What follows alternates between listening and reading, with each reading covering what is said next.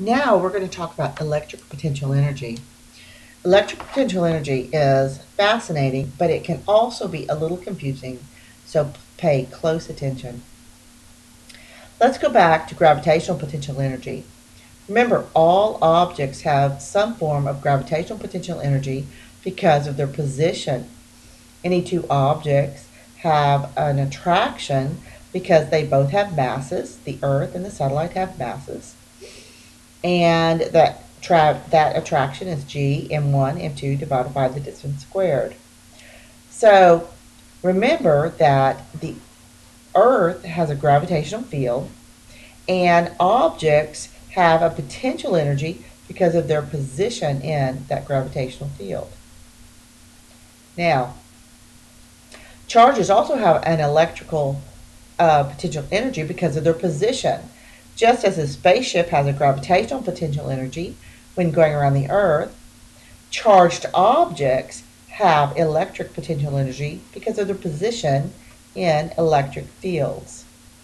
So, the potential energy due to the electric field is a tendency of an object to move because of where it is in that field. Now, remember that electric potential energy is the interaction of two objects. So you need a positive charge and a negative charge. It is a form of mechanical energy, so all of the conservation of energy formulas are going to apply. And a charged object's potential energy is based on its location, where it is in that electric field.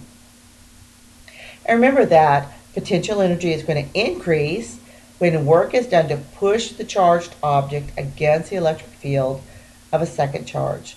Just like gravitational potential energy increases when you lift something against the Earth's gravitational field. Now let's look at a formula. The change in electric potential energy is minus QED. So suppose I have this balloon here with a charge and this bear which has another charge. If the balloon is giving out an electric field, then the bear will have a change in potential energy as it moves, as it moves throughout the field. The change in potential energy is just that. Remember, we don't worry about the absolute potential energy of anything. The negative sign shows that the potential energy is going to be lost. Q is the charge being moved in the field. E is the electric field, and D is the distance that that charge is moved in the direction that is the same as the electric field. Remember, it doesn't matter if you're moving perpendicular, you're going to wind up having zero change in potential energy. This is like when we carried the books horizontally across the room. We were moving perpendicular to the gravitational field, so there was no change in potential energy.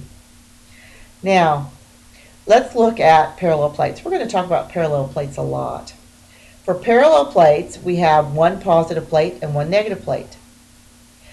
The positive plate is high potential energy, or an object at the positive plate has high potential energy, while an object at the negative plate has low potential energy. Remember, the potential energy of the negative plate is 0. We always define the positive plates being the 12 volts or the 24 volts. The electric field lines always go from positive to negative. So if I have a positive charge, remember we always do positive point charges, a positive charge is going to be pushed in the direction of the electric field. So the positive charge is going to have a lot of potential energy when it's at the positive plate. The two positives are going to push it against each other. While once it's at the negative plate, it's going to be quite happy and going to want to stay there. Electric field lines are fascinating. This is a typical parallel plate from positive to negative. Here, these are some interesting. You're not going to be tested over these, but these are kind of cool. This is what a negative charge looks like near a metal L-shaped conductor. And This is just electric field lines. It looks about, they were able to do some three-dimensional analysis of these. Very fascinating stuff. Now, let's talk about uniform fields. In a uniform field, the field is going to the right here. Suppose I have a charged particle moving with a velocity v, moving this distance d.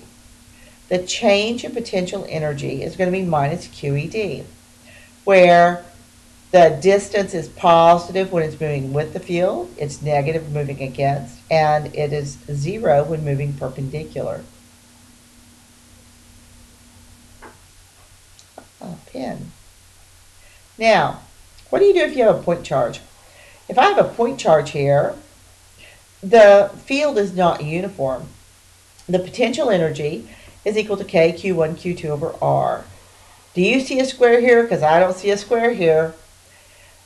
It's not. It's a 1 over R relationship, where the force is a 1 over R squared relationship.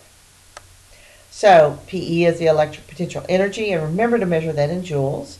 K is Coulomb's constant. Q1 and Q2 are the two charges, Q1, Q2. And R is, of course, the distance between.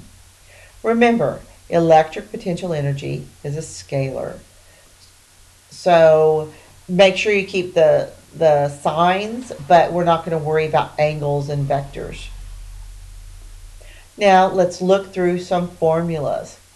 We know the change in potential, or the voltage, is a change in potential energy divided by Q. This is actually a much more stable and constant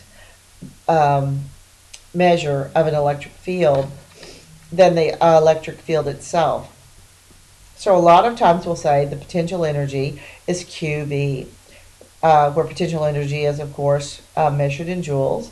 The voltage is measured in volts, and the charge is measured in coulombs. Please make sure if we give you let me write this out for you. If we give you Q is in microcoulombs, this means times 10 to the negative 6. A nanocoulomb is, of course, 10 to the minus 9. Now, work and voltage. We know, by definition, 1 coulomb of charge is going to gain 1 joule of energy, or do 1 joule of work when it moves through 1 volt.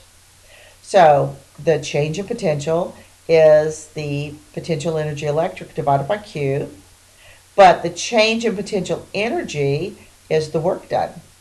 So we've just made a simple replacement here. We have a lot of formulas in this unit.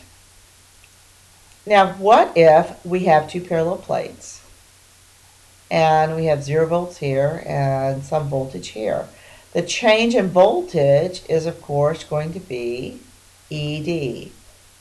So we could measure this voltage as the electric field strength times the displacement of the two plates. If you're any point between the plates, then the voltage is going to be the electric field times the distance you are from the 0 plate.